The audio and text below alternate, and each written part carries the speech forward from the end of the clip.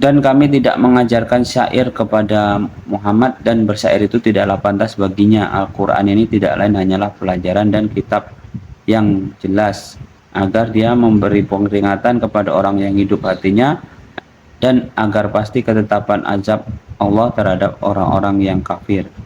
Jadi Allah itu tidak mengajarkan kepada Nabi Muhammad itu syair. Jadi pelajaran dari Allah yang disampaikan Rasul ya untuk umat manusia ini itu bukan syair ya. Syair itu adalah sebuah karangan gitu. Bisa saja kalimatnya bagus, bahasanya bagus gitu ya. Tapi itu apa, fiksi ya. Syair itu kan, fiksi itu apa? Sesuatu yang tidak ada sebenarnya gitu.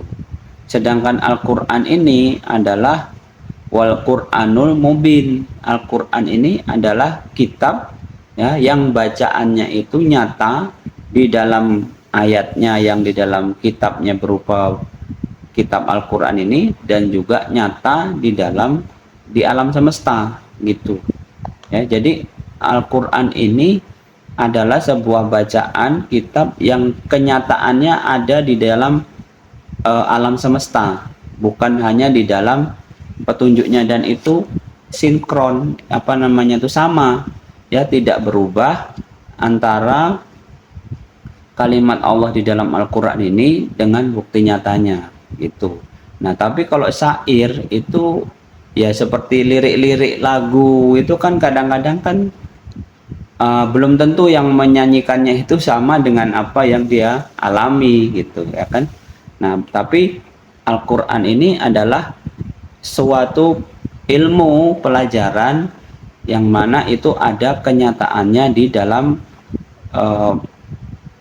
kitabnya maupun di dalam alam semesta ini. Nah, jadi itu juga menjadi satu pelajaran bagi kita.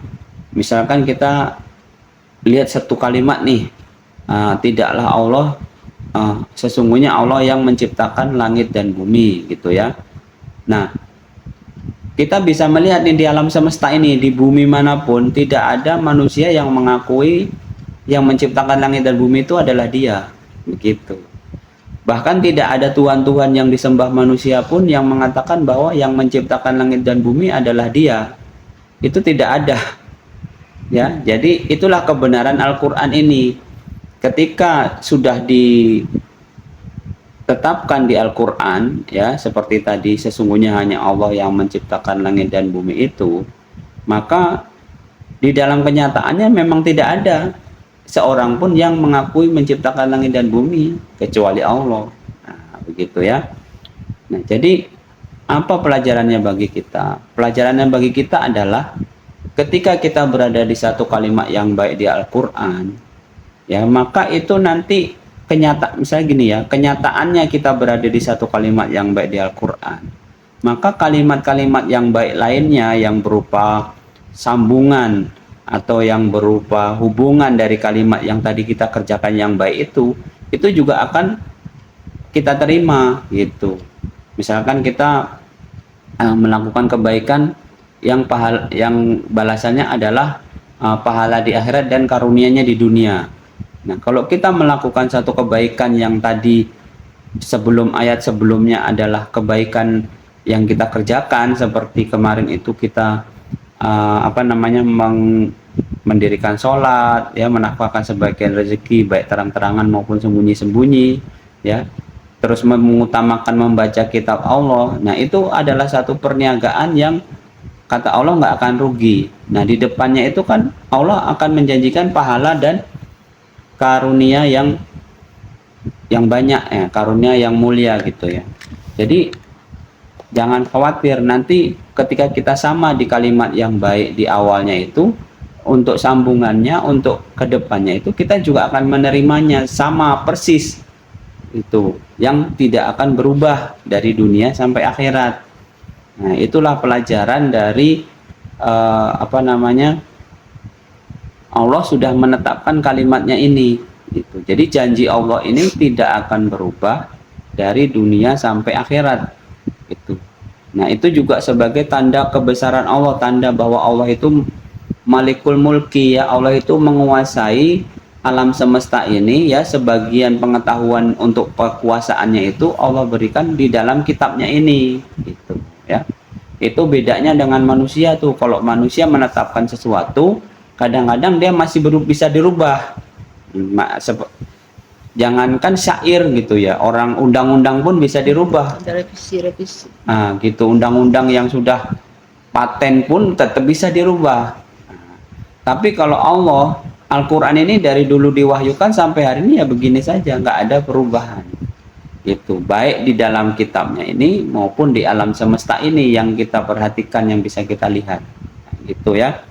Jadi kita jangan sampai menganggap Al-Quran ini kok seperti buku karangan, bukan, ya.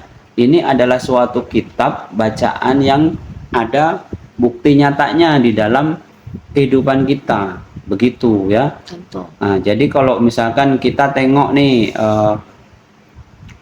berita-berita di HP misalkan gitu ya, kan kadang-kadang itu belum tentu benar, ya kan, berita-berita di HP itu kan, di WA atau di online gitu ya. Tapi kalau berita-berita yang di Al-Quran ini sudah pasti benar, gitu ya. Jadi itulah kenapa Al-Quran disebut sebagai kitab suci, karena tidak ada noda, ya, betul-betul kitab suci gitu loh. Tidak ada kesalahan sedikit pun di dalam Al-Quran ini, sebagai sebuah kitab yang bacaannya itu kalau diikuti memang kenyataannya akan seperti itu. Gitu. Baik pada zaman dahulunya maupun sekarang. Itu ya, seperti tadi itu, misalkan kita nih berada di sebuah kalimat yang baik di Al-Quran. Kalimat yang baik itu apa? Misalkan kayak kemarin tuh, yang kemarin ya, itu kan bagi yang mengutamakan, ya, bagi orang yang selalu membaca kitab Allah, selalu menghubungkan dirinya kepada Allah dengan sholat, dan selalu menafkahkan sebagian rezeki baik secara terang-terangan maupun sembunyi-sembunyi, maka Allah akan memberikan pahala dan karunia-Nya, gitu. Nah, pahala itu adalah penyempurnaan dari balasan amal soleh kita untuk di akhirat. Itu namanya pahala, ya. Nah, karunia itu adalah kebaikan, keberkatan yang Allah berikan untuk kita di dunia karena kita mengutamakan perintah Allah, gitu ya. Nah, contohnya Nabi Daud tuh, dia bekerja sebagai seorang pandai besi, ya. Kemudian beliau mengutamakan perintah Allahnya itu apa? Yaitu sambil bertasbih. Karena Nabi Daud itu bertasbih selalu, ya, di dalam kehidupannya sambil bekerja, kemudian Nabi Daud itu dipilih Allah untuk diberi karunia menjadi raja, gitu. Jadi biasanya kalau raja itu menjadi raja karena orang tuanya raja. Nah, itu kalau lihat kebenaran umum, ya. Kalau manusia biasa, kalau raja itu bisa menjadi raja karena orang tuanya raja, begitu kan. Nah, tapi karena Allah hendak memberi karunia kepada Nabi Daud, Nabi Daud ini seorang pandai besi, tukang besi lah gitu, ya. Dia membuat baju besi, dia membuat senjata perang, ya. Tapi beliau malah menjadi raja, menggantikan raja yang sebelumnya malah, gitu. Dan di dalam sejarahnya itu pasukan perangnya yang Nabi Daud ikut berperang itu, jenderalnya bukan Nabi Daud, yaitu Talut, nah, gitu ya. Tapi sehabis perang itu justru Nabi Daud yang menjadi raja. Nah, itu mudahnya seperti itu. Jadi kalau Allah hendak memberi kita karunia itu tidak pakai kebenaran umum lagi, tapi dengan caranya Allah sendiri yang maha halus, itu. Sehingga kita mendapatkannya itu kok seolah-olah kok bisa seperti ini, ya. Nah, begitu ya. Nah, jadi yang paling mudah itu mengutamakan membaca kitab Allah, gitu. Kalau kita mengutamakan membaca kitab Allah, mempelajarinya, mengerjakannya, nanti nggak tahu gimana Allah kasih kemudahan kita dimanapun. Mungkin di tempat kita bekerja, mungkin di dalam keluarga kita, ya kan. Mungkin kita ada masalah, dipermudah sama Allah karena kita mau membaca kitabnya ini, mau kembali sama Allah. Nah, begitu, ya.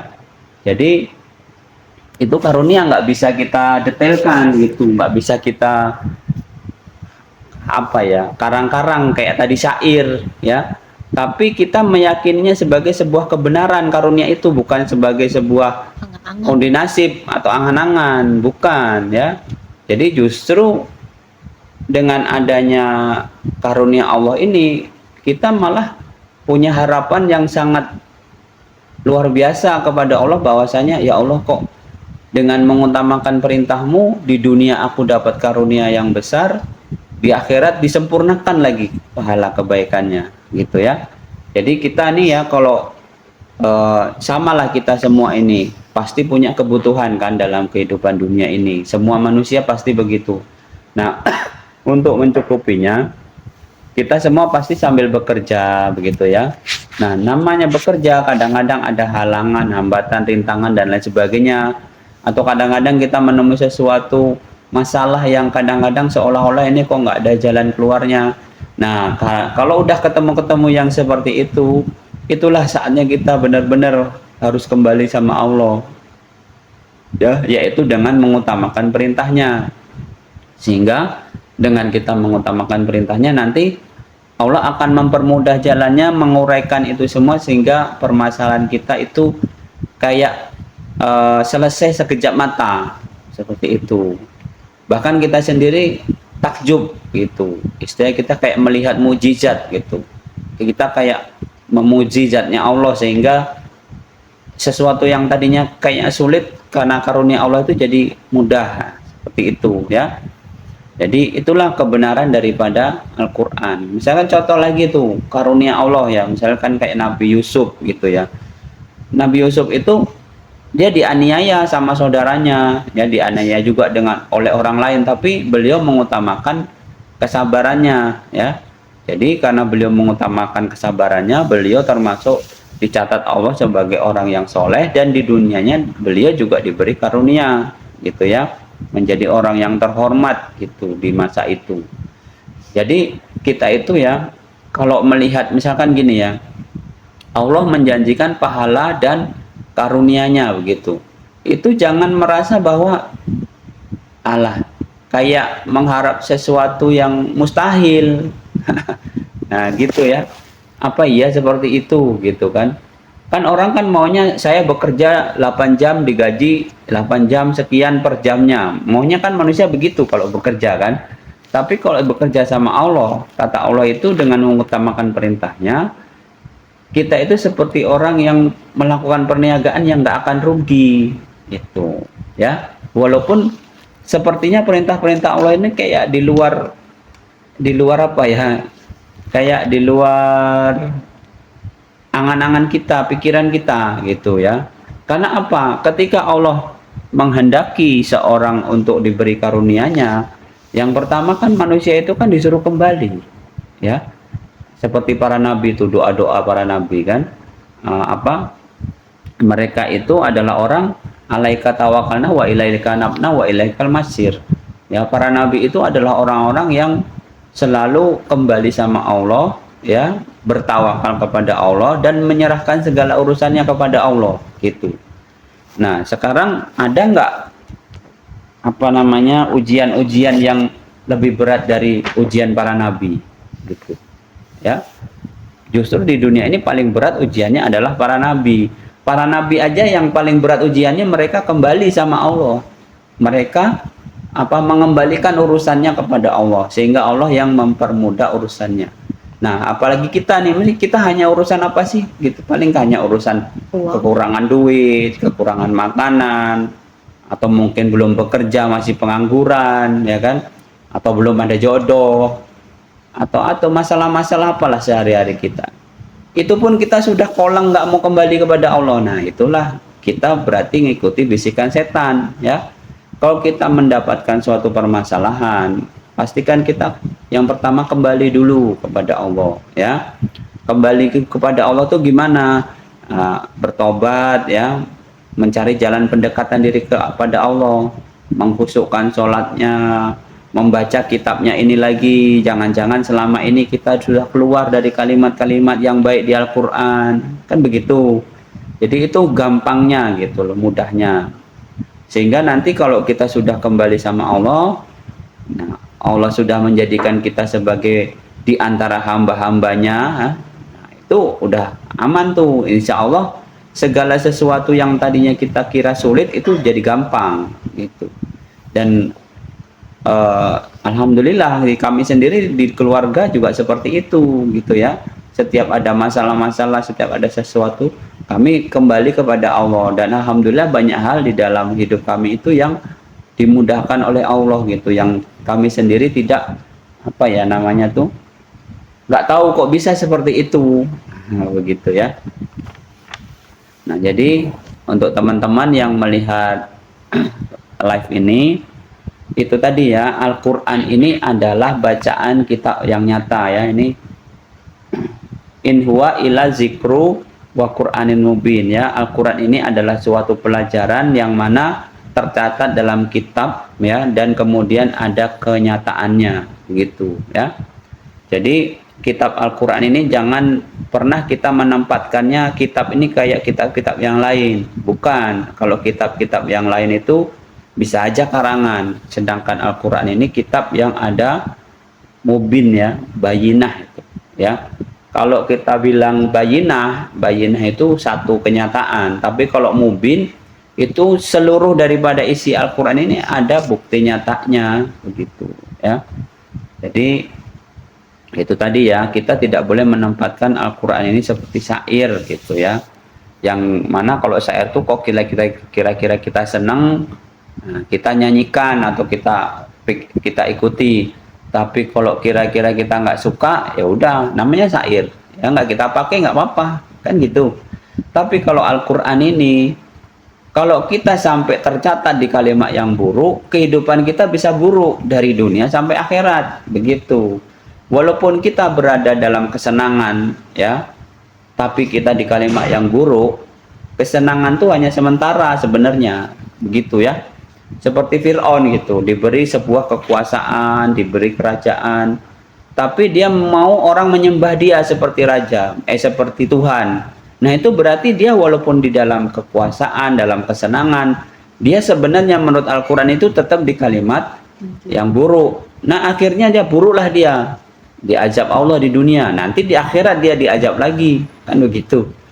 Nah itu kan sangat luar biasa kerugiannya. Itulah Al-Quran. Nah kalau kita berada di kalimat yang baik dan kita menetapkannya sampai terus setiap harinya, walaupun kebaikan yang kita kerjakan itu bagi manusia yang lain kayaknya itu kayak perbuatan sia-sia atau gimana ya, kayak nggak dianggap sebagai sebuah pekerjaan yang bagus ya, itu tidak apa-apa, nggak masalah, karena kita ini basyiru bil ibad, kita melakukannya itu sebagai peribadatan supaya dilihat Allah gitu ya.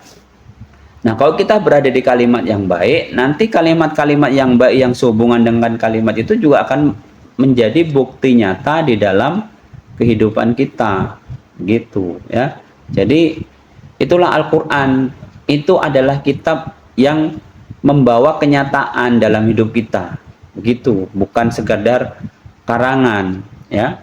Nah bagaimana kalau kita nggak mau peduli dengan Al-Quran, misalkan aku kalau gitu aku nggak mau Quran, nggak mau, ya sama, kita tetap tercatat juga di dalam Al-Quran itu sebagai orang yang mengingkari.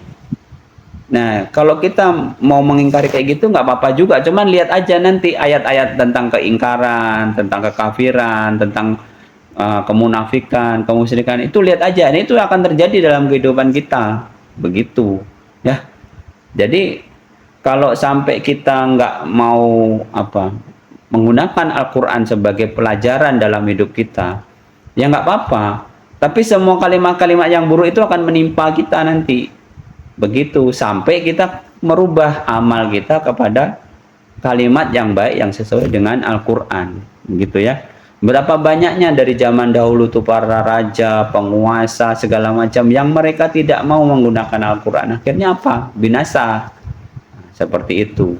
Nah, berapa banyak yang dari zaman dahulu manusia-manusia biasa, tapi mereka mengutamakan petunjuk Allah, mengutamakan Al-Quran, akhirnya mereka menjadi orang yang luar biasa ya, baik di dunianya sampai mereka tercatat di kalimat-kalimat yang baik sebagai buah tutur kata yang baik di dunia ini sampai akhirat. Nah, contohnya para nabi, para rasul itu ya. Walaupun mereka itu manusia biasa pada awalnya, tapi mereka selalu melakukan yang baik-baik sesuai dengan peringatan petunjuk Al-Qur'an ini, maka segala hal yang baik itulah yang akan terjadi, bukan yang akan terjadi, yang memang terjadi dalam kehidupan mereka. Jadi dengan adanya peringatan di surat Yasin ini ya, kita jadi tahu bahwasanya Al-Qur'an ini bukan sembarangan gitu. Jadi kalau kita mau mengikuti kalimat yang baik, berarti kita sudah mulai memiliki sedikit kekuasaan untuk mengendalikan diri kita berada di kalimat yang baik itu, gitu ya. Tapi kalau kita nggak mau menggunakannya, ya nggak apa-apa juga. Allah juga tidak memaksa hambanya gitu. Tapi kenyataannya nanti kita akan sesuai juga dengan kalimat-kalimat yang tidak baik di Al-Quran itu. Jadi itu pilihannya. Nah, pada hari ini kita harus memilih gitu. Kalau kita orang yang sudah membaca Al-Quran ini, nah, alhamdulillah kita bisa memilih mana aku ini mau di kalimat yang mana, itu kita bisa pilih ya. Tapi kalau kita nggak bisa memilih, nah kalau kita nggak mau memilih, kita ikuti bisikan kita setan yang dalam diri kita, ya udah nggak apa-apa juga gitu. Tapi jangan sampai nanti terbelalak ya ketika nanti Allah menampakkan, tadi kata Allah apa tuh, suatu hari itu mulut kita ditutup dan amal perbuatan kita yang akan bicara di hadapan Allah gitu ya. Karena semua ini kita akan dikembalikan kepada Allah yang telah menciptakan kita. Nanti kok kita mati, kita dihadapkan kepada Allah itu apa saja yang kita lakukan, dan Al-Quran inilah yang sebagai apa, kitabnya yang akan mengadili kita. Nah kalau kita nggak peduli dengan Al-Quran ini, ya udahlah, kita sama udah cukup satu kalimat tuh bahwasanya kita nggak peduli dengan Al-Quran, ya udah masuk neraka kita begitu. Kok di akhirat lah ya, syukur-syukur di dunia kita nggak ada azab gitu kan. Tapi kalau kita tidak peduli dengan Al-Quran, ya tetap aja nanti dapat azabnya di akhirat gitu ya. Jadi mungkin itu salah satu apa ya, salah satu peringatan buat kita untuk mengingat bahwasanya Al-Quran ini sesuatu yang sangat utama ya, sangat penting. Jangan dianggap Al-Quran ini sebatas kayak puisi, lagu atau syair yang kalau kita tahu ya bagus lah, tahu. Tapi kalau nggak tahu ya nggak ada masalah dengan kita begitu ya, maksudnya nggak ada pertanggungjawaban apa-apa kalau misalnya kayak lagu, puisi itu kan.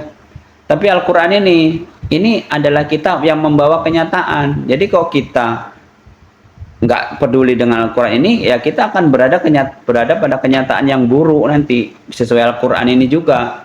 Tapi kalau kita mau mempelajarinya, mau mengetahuinya mana yang baik-baik, kita pilih, kita kerjakan, nah maka kebaikan-kebaikan itulah yang akan ada dalam kehidupan kita gitu, setiap harinya. Nah, inilah Al-Quran. Jadi ini apa ya, wa kitab zikru wa Qur'anu mubin itu seperti itu. Jadi kitab ini ada bukti nyatanya gitu ya, dari dunia sampai akhirat. Nah, gitu.